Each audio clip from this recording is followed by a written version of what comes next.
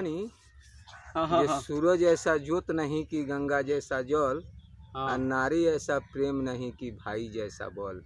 अच्छा। ऐसे कि बाबा तुलसीदास जी कहनी, अच्छा। तो बाबा कबीर दास जी एक पलट देनी। वहाँ के कहतानी जे सूरज ऐसा ज्योत नहीं कि गंगा जैसा जल, और नारी ऐसा प्रेम नहीं कि भाई जैसा बल। सूरज ऐसा ज्योत के ज्योत नहीं खे, गंगा के जल ऐसा जल नहीं खे, नारी के प्रेम ऐसा प्रेम नहीं खे, आ भाई के बल ऐसा बल नहीं खे। तो कबीर दास ये बतिया के पलट देनी। कबीर दास कहनी जे आँख ऐसा ज्योत नहीं कि बारिश जैसा जल, आँख ऐसा ज्योत नहीं कि बारिश जैसा जल, आवन ऐसा प्रेम नहीं कि अपना बल जैसा बल। ऐसे कि आँख सूरज नारायण उगले रही हैं, अपन आँख आन्हर रही तो ढब ढेरे लड़ जाइए। अच्छा, ओकरा उपरंत में गंगा के जल के उठा के ले जाके अथान लिपी तो लिपाई, आ बारिश के जल बरसेला तो वो अपने से लिप देला। ऐसे कि कहले बड़े ई कहतारन जे भाई ऐसा बल, आ यहाँ कहतारन जे नारी ऐसा प्रेम, तो ई कहले बड़े जे ओन ऐसा प्रेम नहीं कि अपना बल जैसा बल। ओन ना मिली तो कैसनो जनाना के ले जाके लगे खड़ा कर देबो तो ओकर बतिये ना सोहाई, वो तो भागिए जाई। हाँ, तो ओसे कहले बड़े जे ऊपर के भूख लागेला तो नीचे के भूख भाग जाला। आ भाई बरियारे बड़े अपना देह में बूते नहीं खे, जब बूता नहीं खे तो कहल जाता बीमारी भइल बा, कहल जाता बबू जो दवाई के, तो कहता रहे जे ना बिहने बूत का जाइल जाई, एक बार छोड़ दो। जान तर काहे कहत लो, जैसे मेहरारू से अपना पूछ के एगरी के नया डिजाइन आ गइल बा। हाँ, अपने मेहरारू से पूछे जाता लो, रे भाई भैया कहत लो जाए के करी, ए छोड़ ना दी आजू बिहाने, तो वे जवाब वो आके देता रसो। हाँ, तो बिहाने के ऐसा हो जाता। उसे बाबा कबीर दास कहले जे ओन ऐसा प्रेम नहीं कि अपना बल जैसा बल। बड़ा घारी घंट सवेरे 4 बजे भोरे में साधु संत बजावे लागल लो। अगर 5 दिन उपास रह जाए लो तो चुपचाप निहुर के भागी लो रात के जे केहू देखे रास्ते। हाँ, काट दिलो रास्ते, काट दिलो जे केहू देखे जन। ऐसे कि हमनी के है लॉकडाउन आइल बा। ये लॉकडाउन के कवि जी कहतानी, आ हमर घर परसौनी भाठा वार्ड नंबर 5, आ नाम मोहित राउत गद्दी है। ऐसे कि कवि जी कहतानी, हाँ रे आइल बा बीमारी हो, आइल बा बीमारी करुणा भाई रस के, लगे मतिया वो सैया रह तनी हट के। एने कहाँ आवतानी सटल ओनही ना रही, ओनही तो पाट अलगे रही। हाँ, ओनही रही, एने पाटनू जाई।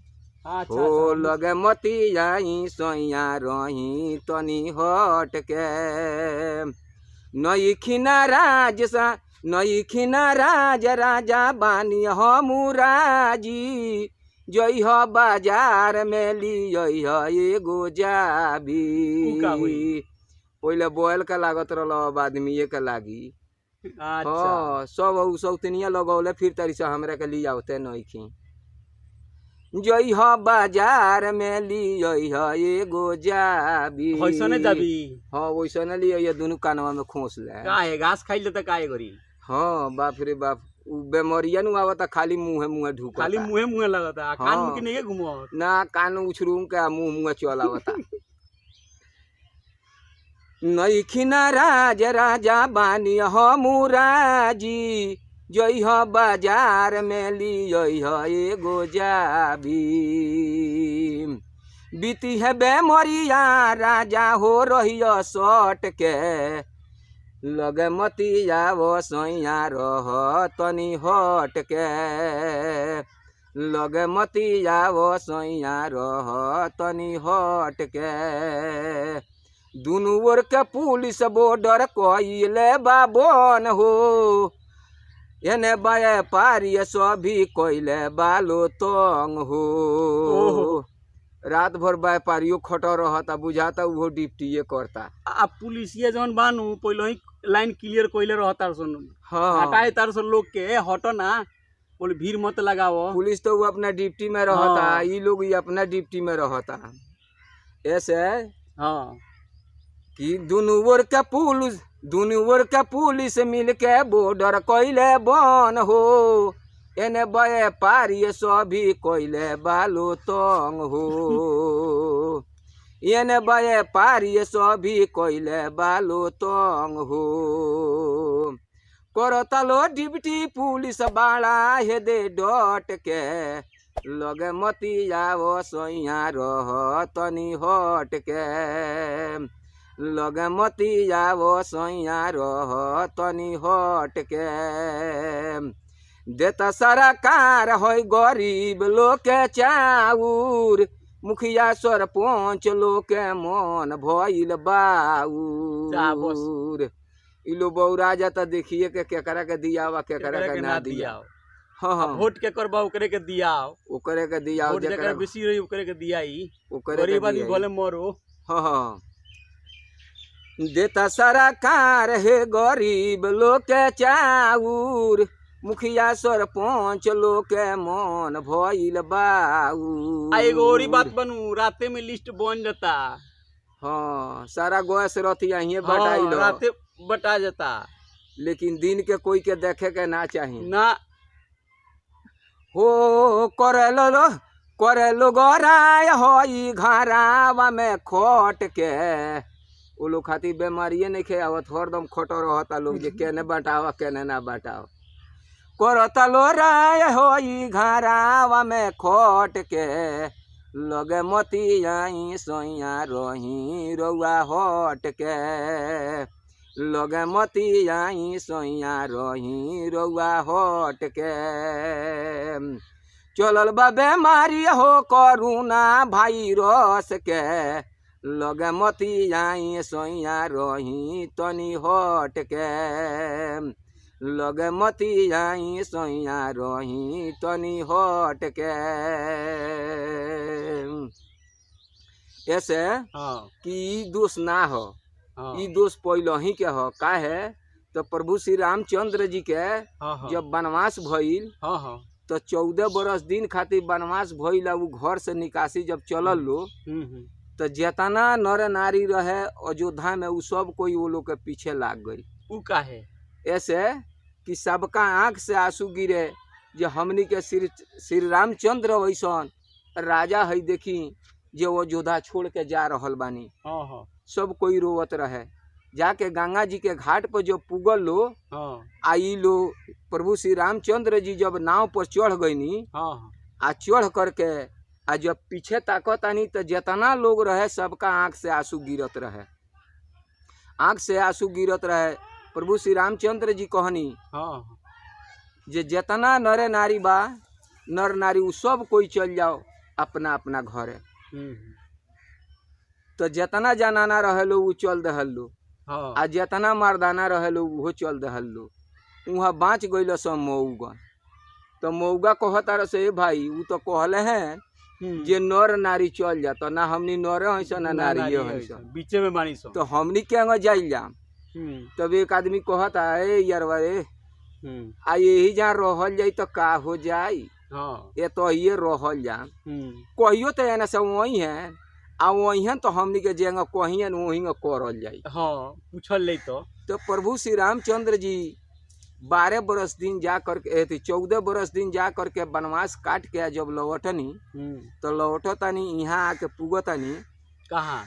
वही गंगा घाट पर। अच्छा आ नाव पर चढ़ के जब एह पर आवतानी तो ये लोग वही जा खड़ियाई रहे। हाँ तो जा करके आ नौ के प्रणाम कैल लो, कहता लो जे हे सरकार रउआ गहनी तबे से हमनी यही जा बानी सो। हाँ हाँ प्रभु श्री रामचंद्र जी विचार करे लगले, कहता रहे जे 14 बरस दिन हम वनवास में रह गईनी। 14 वर्ष खरही बालू। हाँ तो ये खड़े रह करके हे बालू के रेत पे यही जा रहा लगी या तो हाँ हमनी या तो हिये बानी सो। हाँ तो कहलन जे हमरा से बेसी वनवास तो ई कोई लख लो। हाँ अपना मन में सोचल है आ कहलन जे चल लगी तो हनिए कलयुग के मुखिया सरपंच होखिया लगी। अच्छा उहे हलो मुखिया सरपंच, उहे मुखिया उहे सरपंच मौगो हलो। हाँ तो ई हाँ। प्रभु श्री रामचंद्र जी के कहानी हो मने ऊपर आज शराब लागल। हाँ आज हमनी कहत तनी सन जे मुखिया सरपंच हैंग करता हूँ करता ई हमनी के दोष नहीं के हाँ ई दोष वही घड़ी के शराब अच्छा हो। वही घड़ी के। हाँ हाँ तो वही घड़ी के ई शराब हो। अच्छा ओकरा पर से है ना और से लोग कहता तनका खट मीठी कहे के तो वो कह दल जम का। हाँ कह दिया आवाज एनहु से आ रहल बा। हाँ तो वो कह दल जम जे तनी यहू लोग का आनंद हो जाओ। अरे पिया पिया पिया हमर राजा हो पिया ऐसे कि दुलार से पिया कहल जाला आ तनका औरी दुलार बढ़ावल जाला तो राजा कहल जाला। अब बीच में केहू पीलो भी कह देवला। हाँ तो कहते स्लिप ना खा जाला जैसे रहला मुंह में केहू के चौकट झड़ गइल बा दांत तो स्लिप कहे तो पीलो कह देवला। पिया पिया पिया हमर सोइया हो पिया एगो कहतानी चोलिया सिया दहो पिया एगो कहतानी चोलिया सिया दे पिया। छोटी छोटी बाँसैया ऊपर चढ़ा के चोलिया सिया हमर साइज मिला के। छोटी छोटी बाँसैया ऐसन बाँ एगो सियाता जे है पर से लोग देखो उघारे रहता। हाँ है ना बंडी गंजी खानी सिवा दो। हाँ हाँ वही खोजता लोग। छोटी छोटी बाँसैया ऊपर चढ़ा के चोलिया सिया हमर साइज मिला के। पिछवा में डोरी बान्हावा दो बलमु एगो कहतानी चोलिया सिया दो बलमु। ऐसन सिया जाए ना चूतर तक ले लटक रहे नीचे। हाँ ना तो ऊपर में टंगा जाला उ ना निमन लौकेला। एगो कहतानी चोलिया सिया दो बलमु चोलिया सिया वो में फूल काटवा के पेन में सजन लोग रही लोभा के। ऐसन पेनी ऐसन सिया जे मुँह चलम तो के जरा ना ताके के रही वो तनका ताक ली। अच्छा घासो काटो तो वो ताके लगी। हाँ तनका ताक ली जे कौन जाती या।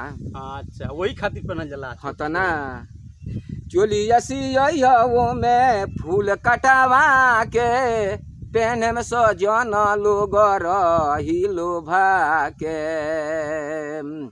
छोटी छोटी बूट धरावा दो बलमु एगो कहतानी चोलिया सिया दो बलमु एगो कहतानी चोलिया सिया दो बलमु।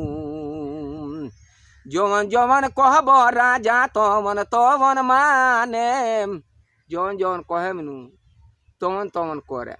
हाँ जवन जवन कहब राजा तवन तवन करे चोलिया सिया दो मोबाइल वो में धरे। अच्छा मोबाइलो धरेला। हाँ तो ना बाप रे बहन धरी ने तो गिर जाला। आ वैसन सिया ह जो में से गिरे ना सके। जवन जवन कहब राजा तवन तवन करे चोलिया सिया दो मोबाइल वो में धरे। जब मन करिया बतिया बलमु एगो कहतानी चोलिया सिया दो बलमु एगो कहतानी चोलिया सिया दो बलमु। गावेले मोहित गदी जोरी जोरी गाना घर पर सौनी पोखरिया बाथाना। गावेले मोहित गदी जोरी जोरी गाना घर पर सौनी पोखरिया बाथाना। हो जब मन करिया बतिया बलमु एगरी फोन आवता तो तनका घर से दूरे चल जाता लोग। हाँ हाँ कहता लोग पूछल जाता जे के फोन कैले रहा तो उहे कन कैले रहनी है। हाँ कोई बतियाता तो उहे का कोइले रहतनी। हाँ अच्छा विदेश वाला लोग। विदेश वाला लोग जब मन करिया बतिया बलमु एगो कहतानी चोलिया सिया दो बलमु एगो कहतानी चोलिया सिया दो बलमु। अब कहता लोग जे एगो औरी। हाँ एगो औरी गा दो कौन। वैसे नु फेर में पड़ जाइल जाला। अच्छा तो एगो औरी अब सुन ली लगी। चढ़ली जवनिया हमर, जवानी तो देह लौकता लेकिन एमे बा कुछु। हाँ सुनो ना बतावतानी, लोगवा देखता तो बुझता ये जवान हो गइल बिया। चढ़ली जवनिया हमर दे बड़े खाली, हाली हाली आवो ना लगौनिया मोठ लाली, हाली हाली आवो ना लगौनिया मोठ लाली। इतिर गुलाब से नि दे हमर मोह के, केतनो समरो तनी मनवा कहे बोह के। केतनो संहार तनी तई मानता। इतिर गुलाब से नि दे हमर मोह के, केतनो संहारो तानी मन काहे बोह के। हो केतनो संहारो तानी मन काहे बोह के। टूट जइए फूल खाली रही फूल डाली, ई खलिए नु बा, एमे कुछ बा ना। टूट जाई फूल खालिए बाटे फूल डाली, हाली हाली आवो ना लगौनिया मोठ लाली, हो हाली हाली आवो ना लगौनिया मोठ लाली। चढ़ली जवनिया हमर दे भइले खाली, हाली हाली आवो ना लगौनिया मोठ लाली। कोइले बानी डेट अब हम काथी करी, पिया के छोड़ के रवे पमरी। काहे हो? बाप रे बाप, उ बोललन कि उनकर बोलिए मिठाई हो। बोलियो में मिठाई रहेला। हाय दादा, वही से हमरा भातार कहाँ निमन लागेला। हाँ भातार से निमन ही यार बा। सब खर्चा बेकारे हो गइल तो। सारा खर्चा बेकार बा। कोइले बानी डेट अब हम काथी करी, पियावा के छोड़ के रवे पमरी, हो पियावा के छोड़ के रवे पमरी। दूध अब फाटिए में परी काथी छाली, हाली हाली जब ई सब गंवाइए देम तो एमे छाली परी ना पड़ी। हाली हाली आवो ना लगौनिया मोठ लाली। वही खातिर लगावल जाला उठलिया। हाँ तो ना, बाप रे बाप, केंगन कहला लो रोटी से बोर के मोठ लाली खा लो। चढ़ली जवनिया हमर दे भइले खाली, हाली हाली आवो।